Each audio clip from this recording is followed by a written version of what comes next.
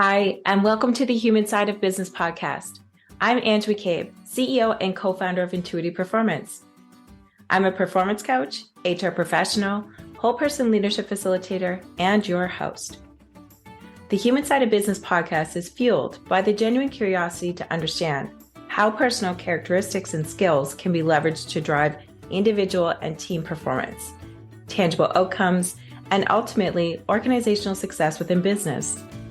Each podcast is devoted to sharing knowledge, expanding our learning edges, and exploring the trends in corporate culture towards growing the emotional intelligence of organizations. I'm so glad you're here. Hi, and a warm welcome for our second edition of the How-To Around Conflict with Kim Best. Welcome back, Kim. So excited to have you here. So excited to be here again. Thank you very much. Yes. And for those of you who have missed the first part, make sure you go back and check it out, even if you just skim it to get a little bit around the thoughts where we explored the transformative power of reframing conflict as opportunities. Kim really emphasized that conflicts are not about people causing problems in that podcast, but instead, rather, it's about looking at puzzles and them wanting to be solved. And basically, this shift in the perspective, Kim identifies and believes that it opens up new paths to harmony, growth, and successful outcomes. So I'd like to reintroduce Kim again to our subscribership. She is a highly accomplished mediator and the owner of Best Conflict Solutions, LLC. She has extensive specialties in health and elder care mediation, civil and business mediation, and personal and organizational conflict coaching and conflict consulting. Welcome back. It is good to be here. Thank you so much. No worries, no worries. So diving right in, when we're thinking about conflict and that whole concept about it being a puzzle to solve, start helping us to unpack or walk through the how-to around to kind of switch that conflict mindset into more of a conflict resolution mindset. Yeah. So, it's normal to be in disagreement. We're going to disagree because we're different human beings with different biologies and different ideas, and that's okay.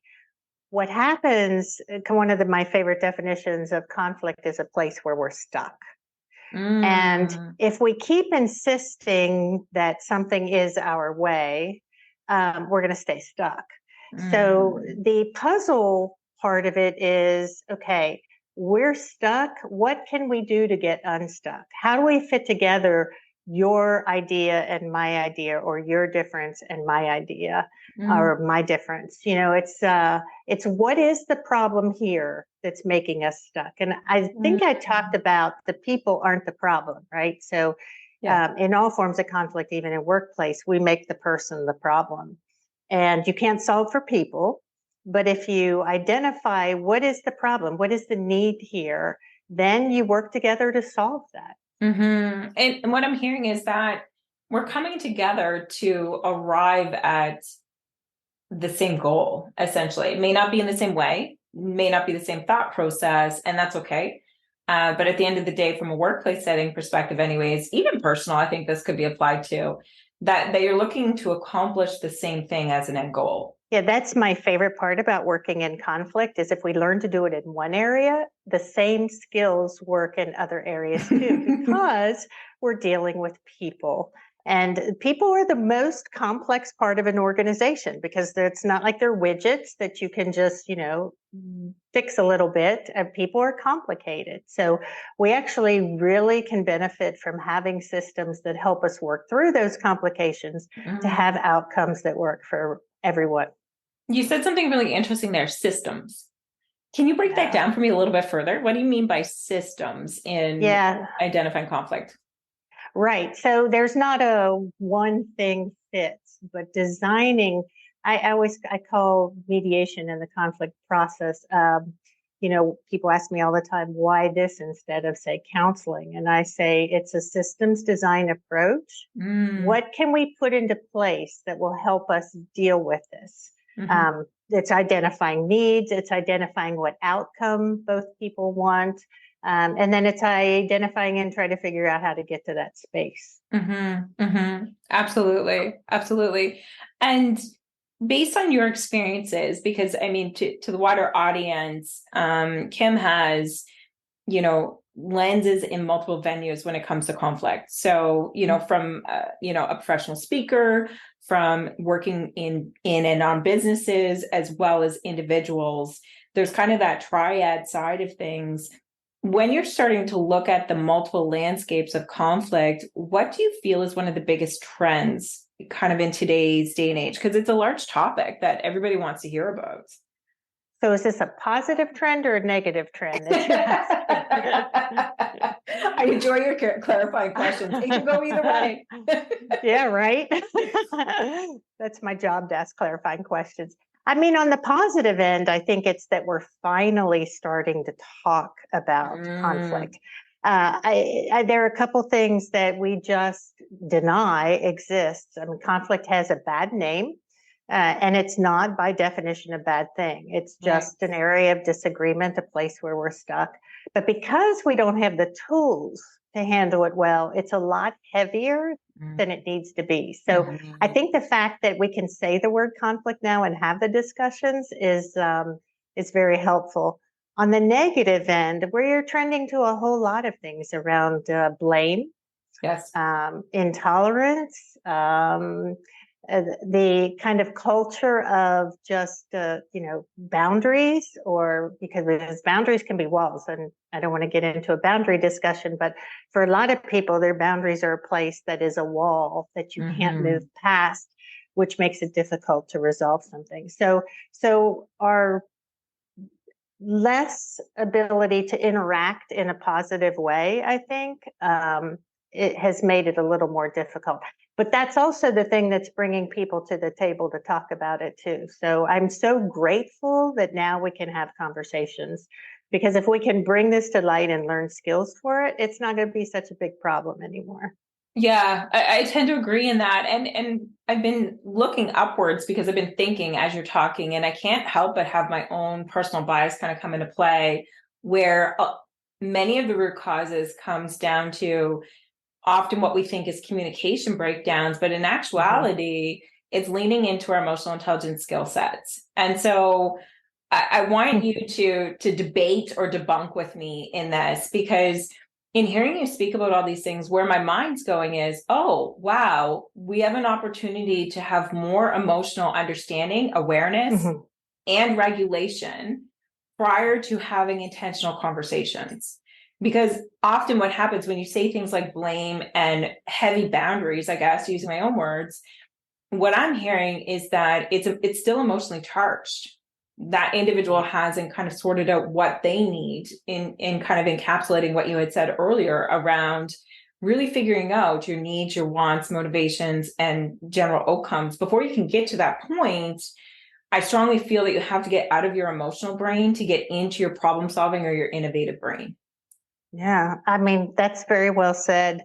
And some words popped into my head as I was listening to you. One was protective. So we get in a protective mode when we do the things that you described, having boundaries that are walls, and we cannot function collaboratively in that space. So I think the other thing is safety. We can have discussions when we know that the fallback from that is not going to be atomic. And we also have to be willing to have those discussions regardless of what the fallback is, trusting ourselves to be in that place that you talked about, where someone can have a reaction because we get triggered.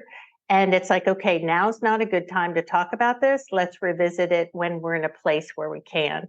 So I like thinking of a lot of these conflict conversations is planting seeds. Okay, we need to have a conversation. Don't spring it on somebody, number one. It's like you don't walk up and say, hey, your work today was really just awful. You're not going to get well, let's sit down and talk about that.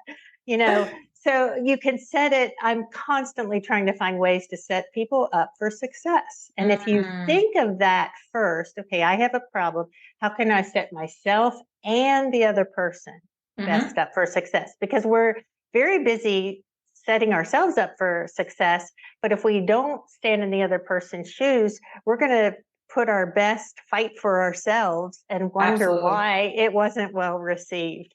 Now, Definitely. I got to say, not as a sales pitch, but in all truth, because even in my own life, that's where it's great to have a third party person, whether you have your own mediation system, someone who can be a neutral in that space, because when it's us in the conflict, it's us that the dinosaur's eating, you know? Yes. So I think it's something we all need help with, because our biologies, our reactions are so much stronger than, you know, our better self.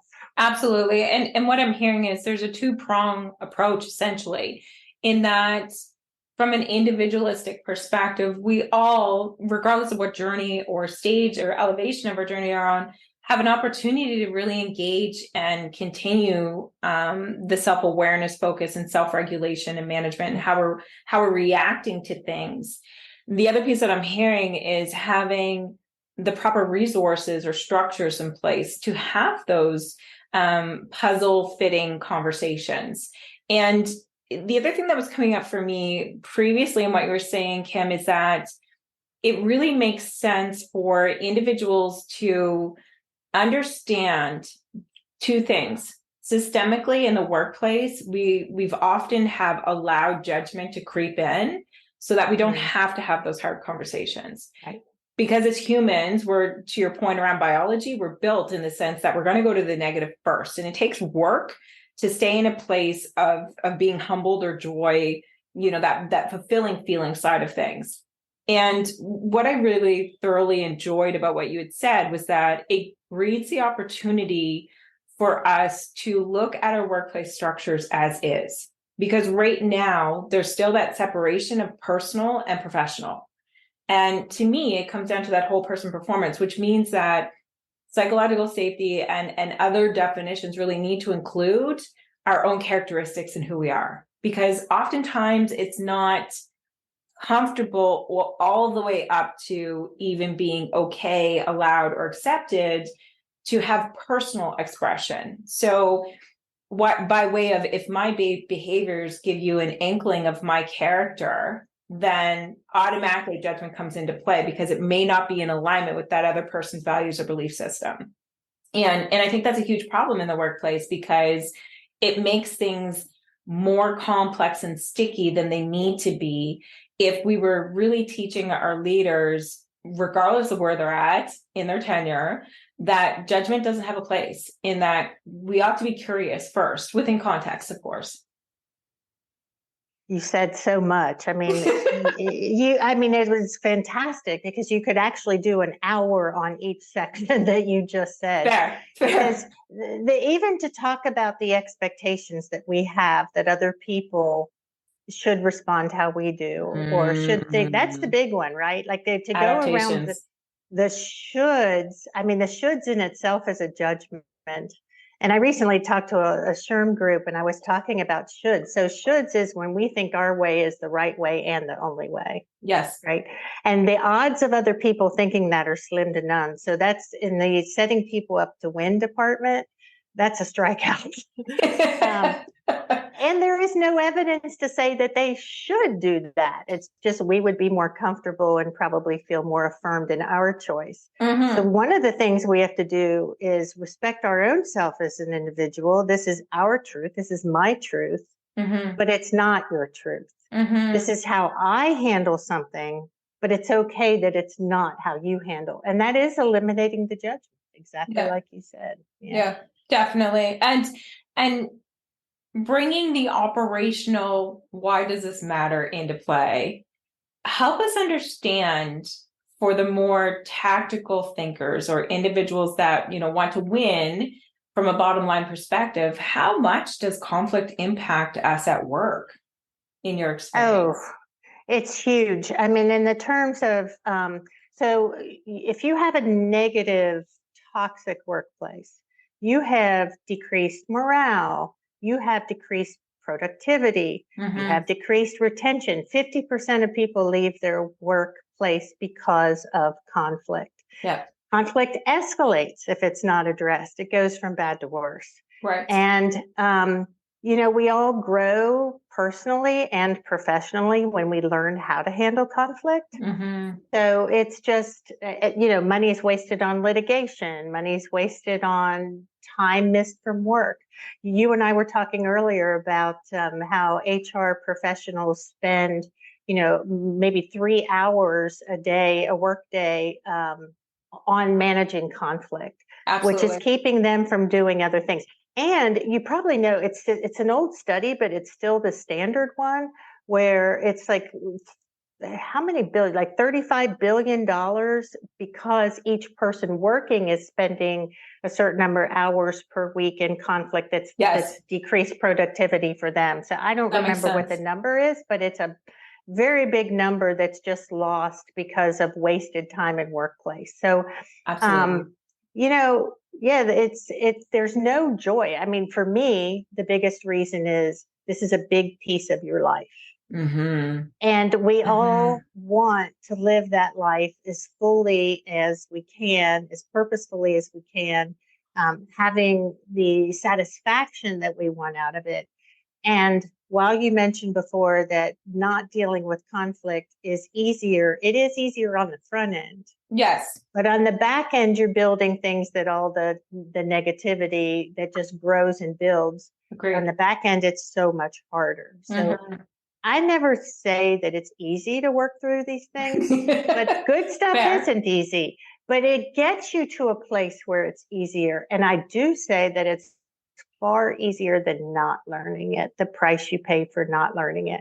Absolutely. Because as people, we're going to run out of people to work for us. We're going to run out of people to work with us. We run out of people to stay in relationship with us because we've fired all the people in our lives. There are consequences that are so much greater for not dealing with conflict than what happens when you do. Absolutely. And equating it to our HR professionals, when we're thinking about it from a turnover perspective, oftentimes I think it's advantageous to look at our exit interviews and understand what is the reason for them leaving. And if you see a trend that, not a job fits, conflict with management, et cetera, there's a whole kind of host of reasons that tie back to this, then that's a business case all in itself that management and leadership really needs to take the accountability to be able to pivot when it comes to the culture around conflict. You know what I think? That's, again, well said. But what I think one of the simplest ways to mitigate for conflict is to ask questions and listen. Yes. Taking it back to the roots. Taking it back to the roots. I have found in most workplaces that have elevated conflict that really almost every single time for me, and I'm sorry, managers, the managers are coming from a place where they're figuring out in best intentions what their employees need. And so they're making policies, they're making changes, and in their heads, this is better for everybody, but they're not asking them. So it's maybe not better, and it's often not better. And even if it is, nobody likes to do something because someone else told them, especially us adults, right? We want autonomy, we want voice. So getting to know your people, getting to talk to people, making an opportunity to have a conversation even outside of work. Because the other thing that just blows me away is we can work with people for years and not know anything about them, nothing about them. And we can go to school with people for long periods of time and know nothing about them. So making opportunities to learn who people are and know their story, because what you mentioned earlier about how we see a picture of someone and we make that the whole person. We have an experience with someone that's not great and they're a difficult person. Keep in the back of your mind that we all have those moments. Yes. And it's not the whole person. It's not like none of us want to be judged. That's the fundamental attribution error, right? Like if we mess up, hey, it was a mistake and everybody makes mistakes. If other people mess up, they have a character flaw. and we can't trust them, or they're not on our side, and all these things. So just thinking about if these things we're telling ourselves is true, like, oh boy, that's a nasty person, walk away and say, is that true? Because I love the phrase for now. That's where that person is for now. You had mentioned that before, and it makes total sense. Yeah. Nobody's always in whatever moment we're in. We're all more than that. Not to say you'll get along with everyone. I mean, everybody's not going to be your best friend, and that's okay. But there is no reason not to have a respectful conversation or respectful relationship with everybody we encounter. Absolutely. And so a few things are coming up for me. I think primarily is getting curious around, how do you change a culture or the way that we're speaking to our team members from a leadership standpoint if that's not something that's normally done within the organization? Like, how do you go from square one to being able to have, thorough, autonomous, in-depth conversations that are solving problems? So the number one way, I can't think of another way that might be. I mean, reading Harvard Business Review and stuff is always very helpful, but the number one way is training. I mean, these are skills we haven't learned. How are we going to do it better if we don't know how to do it? It's Absolutely. a toolbox, and the more tools we have in our toolbox. So tool A didn't work. It worked last week, but it's not working now. Well, there's a different need, a different time. What else do I have to do that, to bring into that? And then it's knowing what your goal is. If my goal is to understand you, if my goal is to design a better way forward with you, if my goal is to work in harmony beside you, then I know what I need to find in my toolbox to help contribute to that. And you have say in that too, by the way. It's not up to me to decide how to get along with you better entirely. It's up to me to learn from you what that would be like for you. To me, in its simplest form, I feel like, again, there's two streams. There's the individual's work. So what are my goals and growth? What are my blind spots and conflict? How do I understand my own feelings so that I can come to a place of respectful conversation and maintain that?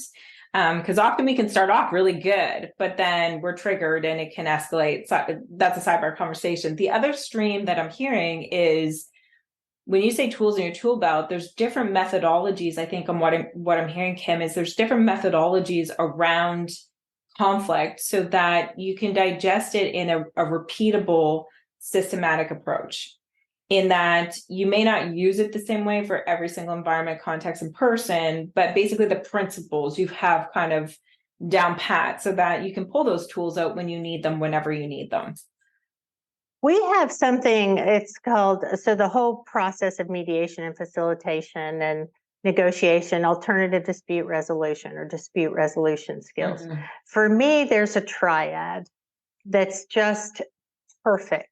That is, first, you learn about conflict. You understand where it comes from, our differences, why with the big 5 personality types, that person can never be as open and outgoing as you, but there's nothing wrong with them. They're hardwired that way. So understanding conflict, understanding triggers, and then knowing that those aren't walls, learning how, okay, that's a moment in conflict, but everything that matters isn't what got you to there. It's what you do next.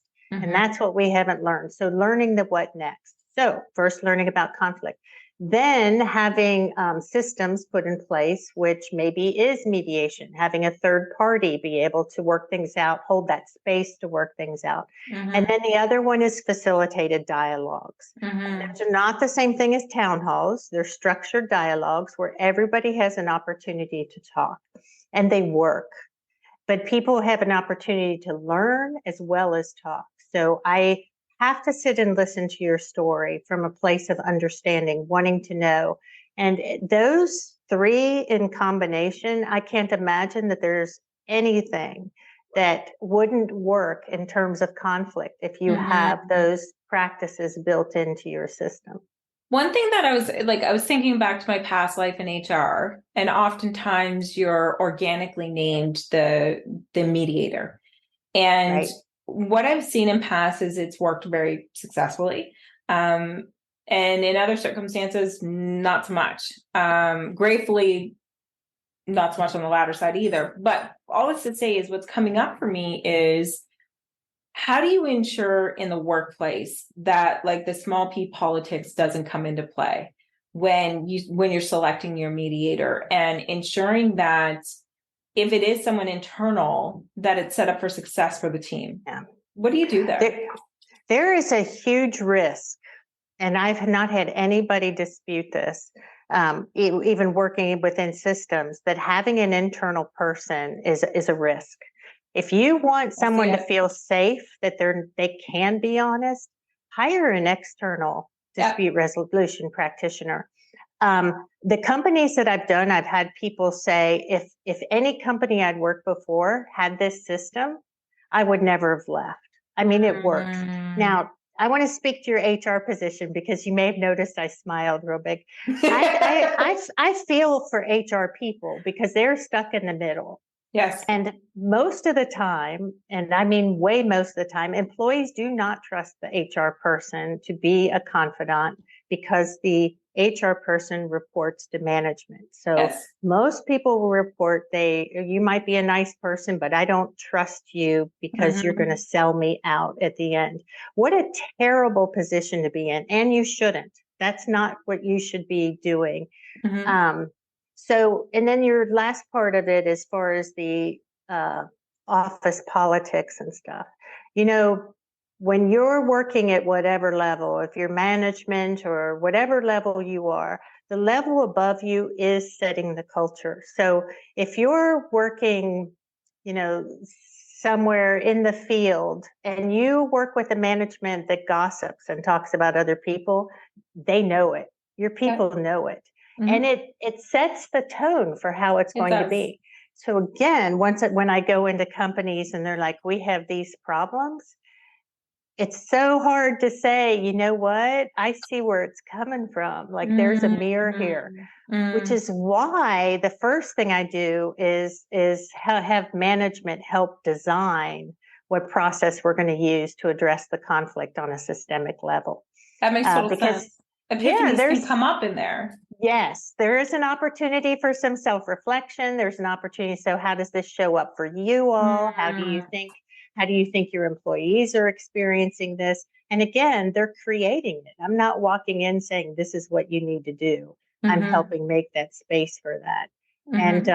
And in the meantime, also helping them look at their employees as different, not something we can put a blanket policy and expect that works for everyone, because what are we going to do about the people it misses? So I think it all comes down to just humanizing things, which again is respecting people at an individual level.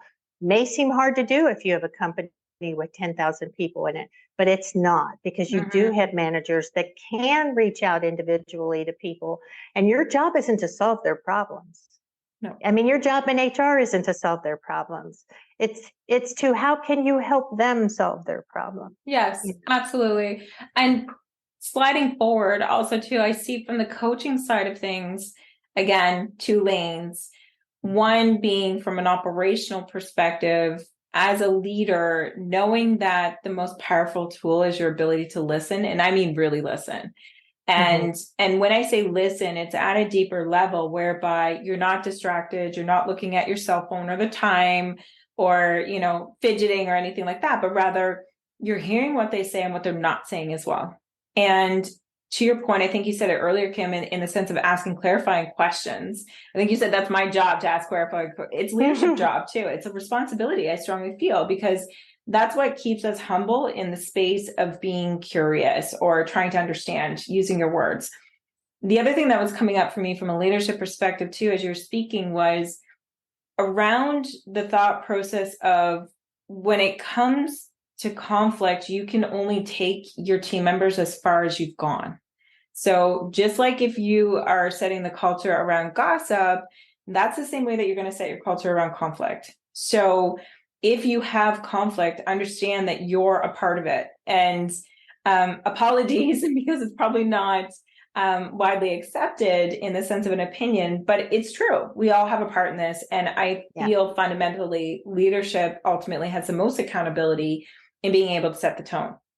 Now, from a coach approach perspective, what I've seen in the past 3 to 4 years around conflict and coaching individual leaders is that oftentimes it stems from a fear within. And it's a fear of not looking a certain way, or it's a fear of not being correct, or it's a fear of, there's a lot of changes and there was a merger or acquisition within a company. So there's a fear of structure or stature. And that's what it all boils down to. So if we're in conflict, I think as individuals, we have the responsibility to look within first. What am I afraid of? What am I afraid of losing? Et cetera, because that can humble you individually as a person to then be like, oh gosh, okay, how should I be showing up for this other person, especially if I'm in the leadership seat, right? And when I say leadership, you don't necessarily need a title to be a leader. If there's anybody dependent on you within an organization, or I should say codependent, in that they're relying on you for something within an organization. You could be a project manager, you could be an estimator. It really depends on your organizational design or setup. But regardless, we do have responsibilities in being able to look at multiple pieces. So where am I jumping off from? What type of mediation can we have in place? What resources or third party, like the Kims of the world, can we bring in to help us out with this? And come full circle, how can we influence leadership to really pay attention that we need to come together when it comes to conflict and have a safe space to be ourselves and not just our professional self. Yeah, and that last part you said was really impactful, and I want to go just a little bit deeper on that because this is critical. So you described managers thinking they have to get it right all the time. And I think one of the biggest things that we need to model is how to handle making mistakes. Because we all want innovation, we all want progress, which means sometimes we're going to get it right and sometimes it's not going to work. And we have to be able to say that. So our fear of being wrong, and that goes back to a culture of blame and finger pointing, we have to normalize that as humans, we're not always going to get it right. It's humble. You use the word humility, which, we need to demonstrate that too. So what I said to you yesterday may have stepped on your toes. I got to thinking about that. Are we good? Just being that honest. It's a matter of being that honest, which is so vulnerable that it's terrifying to so many people. It's also liberating. And I will say that this is life work. This isn't, all of a sudden I'm going to do it. But it's a great goal to aspire to, because you are being yourself when you can do that. Not trying to look like something. I had a psych professor say to me one time that we all have bullshit detectors. And we do. We do. So if you're trying to show up like you're just perfect and all your ideas are great, you're not going to have anybody's respect, because that's not true. I mean, it may be wonderful to be all that, but we're not that. But what is that even modeling for your folks, that they have to be perfect too? Because that is a way to set up terrible conflict, competition between people for one-upsmanship, finger pointing and blame when something does go sideways. So those things can make a huge difference in how we handle conflict. It's being real. I enjoy where you're taking us here, Kim, in the sense of it really comes down to the simplicity of being real. And in the workplace today, I feel like more and more of that is needed now more than ever. When you're thinking about conflict, one last question for you. When you're thinking about conflict in the remote workplaces, because it's big, people are still trying to navigate even what are the proper channels of communication? How do I engage my team members in a remote workplace? And then there's the small voice of what about conflict? So what are your thoughts now that our environment's changing and it's becoming a faster pace based on the tools that we have in remote working? Yeah, that's exhausting for one. Well, there's a couple ways that we're setting ourselves. It is. I mean, you're right. We don't have that break to drive to another place or to decompress. We're doing meeting after meeting after meeting. And now being able to meet with people in person, I always said Zoom was great. We still have connection. We still can read emotions. But I realize now that I really undersold what being in community in the same area. I mean, it is huge because emotions are contagious. You know, there's a different aura around being around a person that we lose doing this. Now, this is great too, but it's not perfect. Yeah. So in remote, we tend to rely more on text. We tend to rely more on emails, and we tend to rely on telephone. And the words in a conversation are 20% of what's accepted in a conversation. Like our faces, our gestures, all of these things weigh more in a conversation than our words. So it's easy to misinterpret them. So check for that. Watch for emails. I have more than one time had to come in on a conflict because of emails being sent that were misinterpreted. And nothing was meant bad by them, but it's so easy to misinterpret. So you'll have to take time to connect face to face. I have tried not to have phone calls and do everything on Zoom, just because I have realized how much more powerful it is to actually sit with someone. The other thing is you're going to have to create opportunities to connect on a personal level. And it won't take long. You know, there's a facilitated circle kind of thing that we recommend for schools beforehand. They're check-ins and check-outs.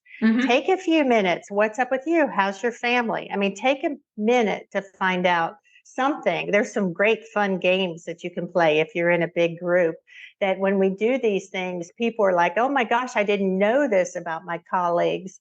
And, you know, it's just having some fun. So just make sure you're building in some opportunities for connection that is not work related to. And I think you've really nailed it, Kim, in the sense that what we crave is connection. And conflict often arises when we feel disconnected or not heard or seen. That's right. So I like how you're coming full circle in the sense of proactively looking at these things to not prevent conflict, because some conflict is good. Like you said earlier, it's not a bad word. It's just something that we're uncomfortable with, and it's trying to find our place or slot ourselves in the sense of where we're comfortable in conflict. And I think where I'm trying to go with this, you know, to end cap it, is conflict can be really complex, but it can be simple as well. As long as you're willing and able to try new things and adapt and come from a place of understanding, especially others, to be able to empower them so that they feel comfortable in conflict as well.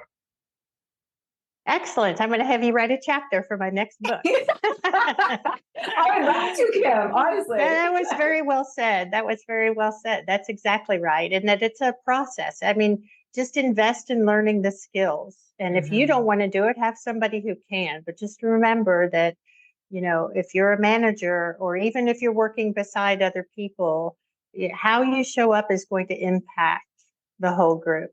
Absolutely. Yeah. Absolutely. Really appreciating all of your knowledge that has been imparted on us today, Kim. So one final thought, where can we reach out to you again? What's the best way to contact you? Yeah, probably. Well, I prefer my email, kim@bestconflictsolutions.com. My website is Best Conflict Solutions. So my email and my phone are on there as well. That's great. Thank you so much for your time today, Kim. Be well. My pleasure. Thanks for listening to the Human Side of Business podcast. I'm glad you could join us. If you enjoyed today's episode and want to stay updated with our latest content, make sure to visit our website. The link can be found in the episode description, where you can subscribe to the podcast, sign up for our newsletter, and learn more about our whole person leadership services. Sounds interesting? Explore the Whole Person Leadership Cohort by Intuitive Performance, a unique program that offers unparalleled support to managers on every step of their leadership journey. Our program features evidence-based assessments, workbooks, group coaching, and interactive learning experiences to help you level up your leadership skills. Reach out today to apply to one of our upcoming cohorts. Until next time, take care and stay curious.